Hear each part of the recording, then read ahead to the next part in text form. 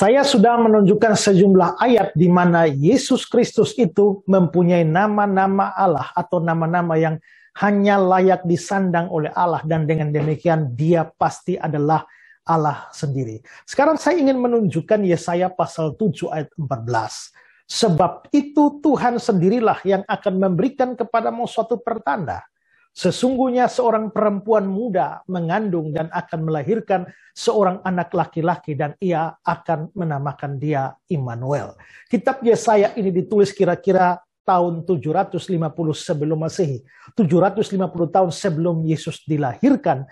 Dan ini berarti ada nubuatan. Seorang perempuan muda, bahasa Ibraninya adalah Almah, akan mengandung dan melahirkan seorang anak laki-laki, dan anak itu akan diberi nama Immanuel. Nah, di dalam cerita-cerita Injil, pada saat menceritakan tentang kelahiran Yesus Kristus, penginjil Matius atau Rasul Matius itu mengutip ayat Yesaya 7 ayat 14 ini dalam konteks kelahiran Yesus. Dalam Matius pasal 1 ayat yang ke-23, sesungguhnya anak darah itu akan mengandung dan melahirkan seorang anak laki-laki, dan mereka akan menamakan dia Immanuel. Anak darah itu pasti menunjuk pada seorang perawan dan tidak lain dari Bunda Maria.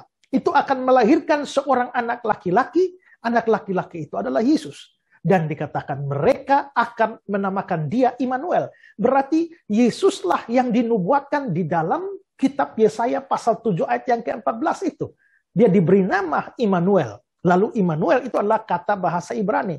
Lalu apa artinya Immanuel? Di dalam ayat itu dikatakan artinya adalah Allah menyertai kita. Ini sesuatu yang menarik karena pada waktu Yesus dilahirkan ke dalam dunia ini, dikatakan Allah menyertai kita. Ini adalah aneh kalau ternyata Yesus bukan Allah. Kalau Yesus itu hanya malaikat, mestinya dikatakan malaikat menyertai kita, bukan Allah menyertai kita. Kalau Yesus itu hanya nabi, mestinya nabi menyertai kita. Kalau Yesus hanya rasul, rasul menyertai kita. Kalau Yesus hanya guru, guru menyertai kita. Rabi menyertai kita. Tidak cocok disebut Allah menyertai kita. Tapi mengapa kelahiran Yesus dikatakan Allah menyertai kita, Immanuel? Itu pasti Yesus adalah Allah sendiri. Karena kalau dia bukan Allah, tidak cocok disebut Immanuel. Karena itu Yesus Kristus baru dilahirkan abad pertama, menjadi seorang bayi yang lahir di palungan. Tetapi sesungguhnya dia adalah Allah sendiri. Allah yang datang di tengah-tengah manusia. Allah menyertai kita.